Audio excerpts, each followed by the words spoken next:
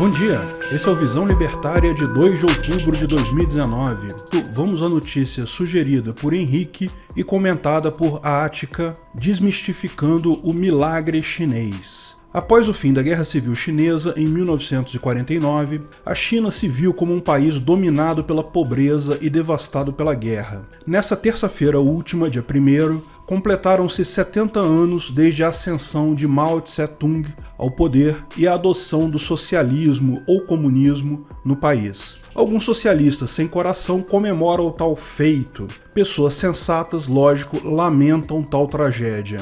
Mas é um fato que a China está radicalmente diferente. É uma potência mundial de primeira grandeza e aspira a chegar ao topo da economia global. E os dados não mentem, embora muitos sejam manipulados pelo governo central. E representam, talvez em menor escala, o que aconteceu. A taxa de pessoas em situação de pobreza despencou, a expectativa de vida geral da população aumentou significativamente, suas indústrias expandiram-se e muitos outros fatores positivos. Mas como isso aconteceu? A primeira coisa que podemos afirmar é que Mao e sua política comunista não foi responsável por esse desenvolvimento. Seus projetos socialistas apenas atrasaram o desenvolvimento do país, mataram milhões de pessoas e diminuíram ainda mais a qualidade de vida da sua população. Um exemplo é o seu Grande Salto para Frente, um projeto de tornar a China uma república igualitária e desenvolvida através da planificação econômica e da reforma agrária forçada,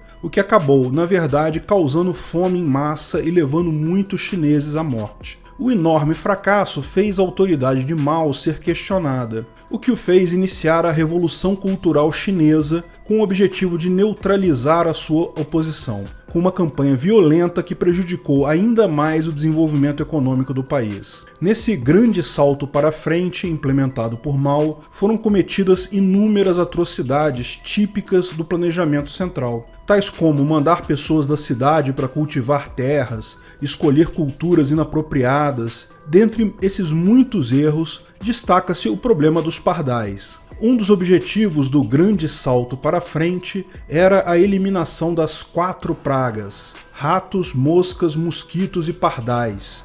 A visão de então é que tais pardais comiam parte da colheita de grãos e, portanto, precisavam ser eliminados. E, de fato, o governo chinês teve sucesso nisso. A população de pardais diminuiu imensamente, quase foram totalmente dizimados. Diversos esforços foram feitos para isso, ninhos destruídos, pássaros mortos por atiradeiras, das mais diversas formas. Mas, como bem colocou Hayek, o conhecimento está disperso na sociedade. Um grupo de pessoas, por mais inteligente e bem intencionado que seja, simplesmente não detém conhecimento para dirigir a sociedade. O que os burocratas comunistas chineses não sabiam é que o pardal sim come um pouco de grãos, mas a maior parte da sua dieta são na verdade pequenos insetos, como gafanhotos, lagartas, pragas muito piores para a plantação. Sem os pardais comendo esses insetos, eles se multiplicaram imensamente, o que levou à devastação completa de muitas plantações por insetos.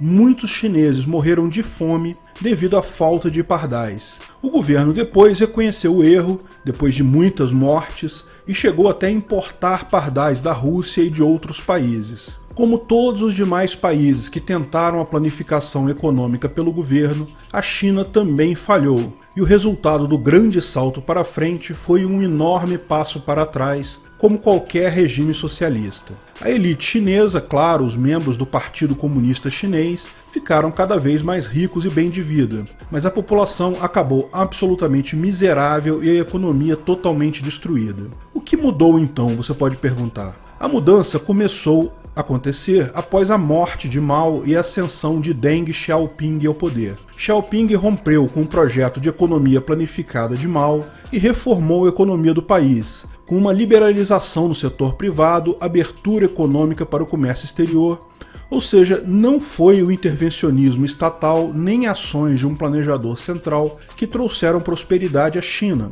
Isso aconteceu exatamente porque o Estado soltou as suas amarras sobre os indivíduos. Esse processo foi dividido em 2 fases. Primeiramente, com a descoletivização da agricultura, ou seja, acabar com essa história de reforma agrária, permitir a propriedade privada de terra e tudo mais. abertura para o investimento externo e a permissão de empreendedores começarem seus negócios. Na segunda fase, ocorreu a privatização de grande parte da indústria estatal e a revogação da política de controle de preços, protecionismo e regulamentação. Com a maior capacidade para realizar relações voluntárias e a possibilidade de investimento externo, os empreendedores chineses e estrangeiros prontamente agarraram a oportunidade, alocando recursos produtivos ao país, o que permitiu esse grande desenvolvimento. O processo que ocorreu na China é análogo ao que ocorreu em muitos países do leste europeu, que eram antigos satélites soviéticos, onde, saindo do estado de extrema pobreza causado pelo comunismo,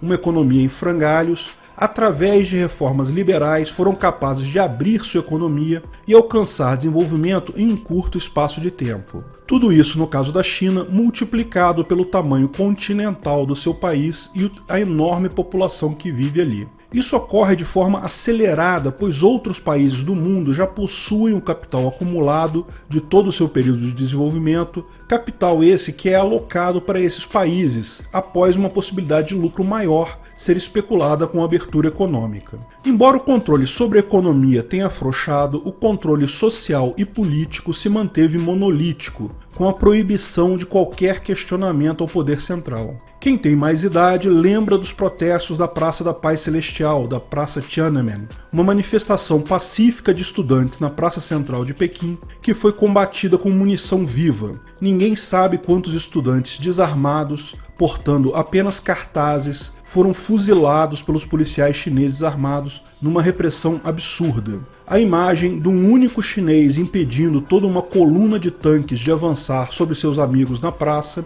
é a imagem que marcou esse protesto. Sim, amiguinho, acredite naquele seu colega psolista que diz que socialismo é paz e amizade. Vai nessa. A repressão foi tamanha que até hoje meramente mencionar o episódio é suficiente para o firewall chinês cortar sua conexão. Pessoas que jogam LoL e outros jogos coletivos online dizem que esse é um artifício comum de usarem quando estão jogando contra chineses. Basta mencionar Tiananmen Square 1989 no chat para derrubar todos os chineses que estão na batalha. Se seus oponentes forem chineses, você ganhou o jogo. Mas cuidado, se o servidor do jogo estiver na China, você que é cortado. O curioso é que a propaganda do governo chinês para seus próprios cidadãos reforça as belezas do regime de partido único. Eles exploram situações como o embate entre democratas e republicanos nos Estados Unidos e poderiam explorar também os embates entre petistas e bolsonaristas no Brasil para mostrar como a democracia é falha.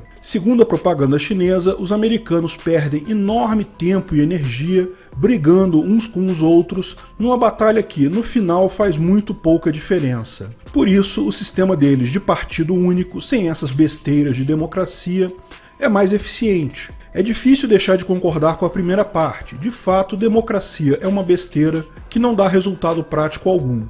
O erro dos chineses está em achar que a solução para a democracia é a ditadura. E não é. Uma ditadura vai sempre concentrar decisões nas mãos de um grupo de pessoas ou de uma única pessoa. E sempre essa pessoa ou esse grupo de pessoas vai tomar decisões ruins. Podem não ser decisões tão desastrosas quanto as dos pardais, mas sempre serão decisões ruins. A solução para o problema da democracia é a sociedade de leis privadas, que você compra as leis e o governo que achar melhor para si no livre mercado. Portanto, o governo chinês implantou a liberdade econômica, mas continuou restrito na liberdade social e política. Curiosamente, no diagrama de Nolan, trata-se de um governo de extrema direita. Não é à toa que nós libertários consideramos os socialistas de direita muito parecidos com os socialistas de esquerda. De qualquer forma, a liberação econômica, como sempre acontece, favoreceu a China, que cresceu significativamente em função disso nas últimas décadas. Contudo, com o governo Xi Jinping,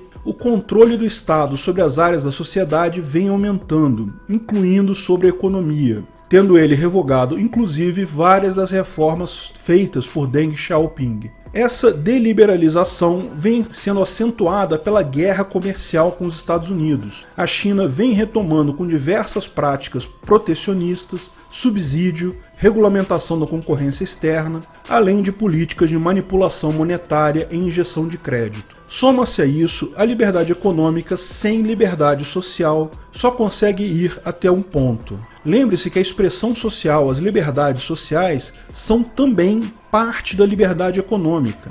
No final, liberdade é uma coisa só. Embora a China tenha batido recordes de tirar pessoas da pobreza, é importante lembrar que é relativamente fácil você crescer proporcionalmente a partir de um valor absoluto pequeno. A China, depois do grande salto para trás, se tornou uma mixaria econômica que, por isso, conseguia efeitos tão impressionantes em termos de crescimento percentual. Não se iludam, a China é um grande balão vazio. O país vende a imagem de que é muito mais rico do que realmente é, de que seu crescimento é muito mais vigoroso do que realmente é. É só ver lá a verdade, cidades inteiras foram construídas e abandonadas em nome de crescer a economia. Isso é uma bolha, porque esses investimentos não vão dar resultados. Isso revela um rumo muito perigoso para a economia e para os cidadãos chineses, que também têm tido suas liberdades individuais cada vez mais suprimidas e o controle do Estado sobre suas vidas expandido.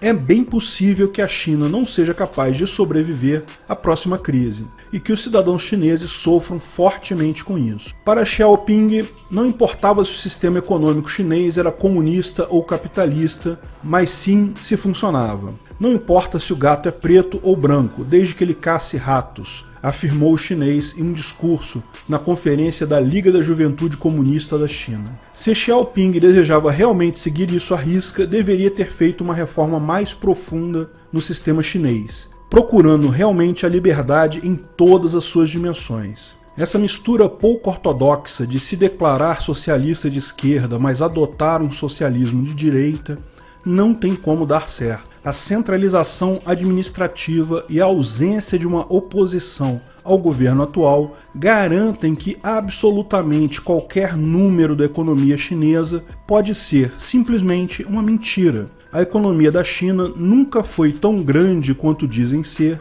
e se mostra cada vez mais fadada ao colapso. Vamos aos tapas libertários. Tapa sugerido e escrito por Senna. Ataque com espada em escola na Finlândia, mata 1, fere 10 e é encerrado com arma. O incidente aconteceu na cidade de Kuopio, em um colégio vocacional dentro de um centro comercial. Um aluno entrou portando uma espada, matou 1 e feriu 10 colegas de classe. Note que o assassino foi impedido por alguém usando arma de fogo. A Finlândia é um dos países com mais armas por habitante, mas infelizmente ninguém na escola portava uma. Tiveram que esperar a polícia chegar, ou seja, o que resolveu o problema? Armas de fogo. O que poderia ter resolvido o problema mais rapidamente e com menos vítimas civis? Pessoas usando arma de fogo. Lógico, você não vai ver muito essa notícia por aí porque não interessa a elite sociopolítica de Banânia. Chegou a ter o caso de um jornal noticiando isso com um caso como tiroteio na Finlândia.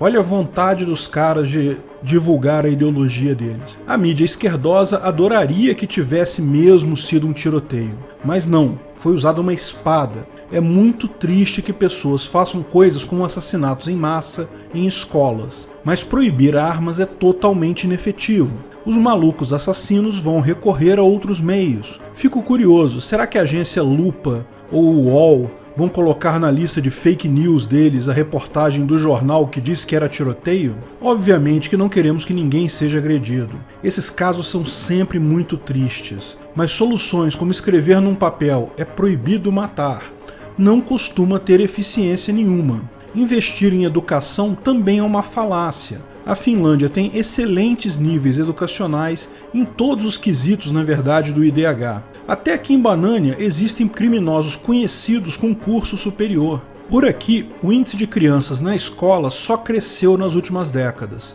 O Estatuto do Desarmamento entrou em vigor e, resultado, a criminalidade cresceu também. Só isso já prova que as ideias da esquerda sobre como lidar com violência são fruto de uso de maconha e ácido lisérgico em excesso. Estamos só esperando leis proibindo espadas ou alguém dizendo que precisa investir mais em educação, mais armas, menos livros. O senhor bovino gadoso mugindo, o Estado deveria cortar nossos chifres pelo nosso bem. Mu! O que desarmamentistas têm dificuldade de entender é que existem pessoas ruins, pessoas malucas também. E essas pessoas podem te atacar usando um carro, um garfo, uma colher, a mão, um cinto, qualquer coisa, ou até uma espada. Para impedir a agressão dessas pessoas malucas e mal intencionadas, uma pessoa bem intencionada precisa estar, pelo menos, em pé de igualdade para repelir essa injusta agressão. Se você não quer ter uma arma, tudo bem,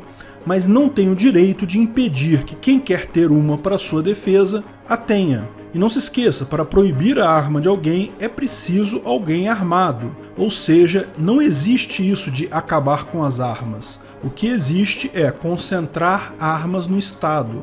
E quase complementando esse tapa, vamos ao tapa sugerido por Márcio Ock e escrito por Peter Turguniev. Promotor manda prender menina de 12 anos que atirou em invasor da sua fazenda. Quem mora ou já morou no interior, em fazendas, sítios, granjas, chácaras, qualquer lugar afastado dos grandes centros, tem sempre problema de segurança. Veja, na cidade, se alguém tentar entrar na sua casa, os vizinhos vão ouvir o barulho. Se forem pessoas de bem, vão fazer alguma coisa. Podem até não resolver o problema, mas o fato é que contar com vizinhos e eventualmente porteiros de prédio nos faz ter um pouco mais de sensação de segurança nas cidades. Quem mora no campo, em locais isolados, que não tem vizinhos próximos, sempre tem esse problema. Ligar para a polícia é uma piada. Se na cidade contar com a polícia para prevenir uma invasão é uma utopia delirante, achar que você num sítio ou fazenda vai se proteger ligando para a polícia é delírio febril esquizofrênico. Então, uma família em Alta Floresta, cidade do Mato Grosso, fez o que todas as famílias que moram no campo fazem em todo o Brasil: comprou armas para sua própria defesa. De fato, essa é a única defesa que existe em qualquer lugar, até na cidade. O fato de termos aquela sensação de segurança por termos vizinhos é altamente ilusória, porque mesmo que o seu vizinho perceba que a sua casa está sendo invadida, ele vai fazer o quê? Chamar a polícia, certamente. Isso vai resolver qual problema? Só se for a contagem de corpos daqui a 2 horas quando a polícia chegar. Essa sensação de segurança que temos na cidade é só isso mesmo, uma sensação, como provam todos os índices de criminalidade. No campo, a ausência dessa sensação de segurança, as pessoas fazem o correto. Pois bem, imagina sua filha de 12 anos sozinha em casa, no meio do campo, sem nenhum vizinho ou pessoa próxima para pedir ajuda por centenas de metros, talvez milhares. Daí aparece um sujeito lá querendo entrar na propriedade. O cara disse depois que ia tomar banho. Ah, puta que pariu, né? Vai tomar banho você se acreditou nessa porcaria. Ah, mas tem um rio na propriedade. Ok, tem um rio na propriedade. Não é um rio público. O cara que vai tomar banho na casa dele ou no chafariz da praça pública, o que for mais conveniente. A menina, de forma muito acertada e bem educada, fez o que qualquer pessoa deveria fazer: atirou no invasor. O invasor era um garimpeiro de 27 anos. Olha, eu não sei quantos garimpeiros você conhece, mas eu já tive o desprazer de conhecer alguns. Na cidade em que meus pais moravam, no interior de Minas, em determinado momento da minha juventude, lá por volta dos anos 90, eu já morava no Rio, já estava estudando aqui, mas algumas pessoas acharam ouro no rio que corre lá nessa cidade onde os meus pais moram. Cara, do dia pra noite a cidade mudou, centenas de garimpeiros apareceram, surgiram favelas do dia pra noite. Ninguém mais podia sair à noite porque era morte, facada, briga, toda noite na cidade. Eu não conheço o garimpeiro em questão, e tenho certeza que devem existir garimpeiros do bem no mundo, mas a minha opinião genérica sobre garimpeiros é bem ruim. Felizmente, parece que o pouco de ouro que acharam lá na cidade dos meus pais era muito pouco mesmo, isso só durou um punhado de meses, o pessoal desistiu e foi embora. Pois bem, voltando ao caso, um garimpeiro de 27 anos resolveu entrar na propriedade privada onde estava uma garota de 12 anos sozinha. Ela, de forma absolutamente acertada, não teve dúvidas e alvejou de forma não mortal o agressor. Estaria tudo absolutamente certo se não fosse a narrativa esquerdista que colocaram na coisa. Jornais de esquerda radical, em sua eterna luta para desarmar o povo e implantar o comunismo, colocaram o pobre garimpeiro de 27 anos como uma vítima da criminosa de 12 anos. Lembra que esse é o mesmo povo que adora falar que menor de idade não é criminoso, não sabe o que está fazendo, para você ver que o direcionamento é certinho na ideologia. De menor pobre pode cometer crime, de menor rico não pode. Fatos que se fodam, só a ideologia comunista que importa. Bom, parece que a menina foi presa. Não vi a Maria do Rosário reclamar de uma menor sendo presa.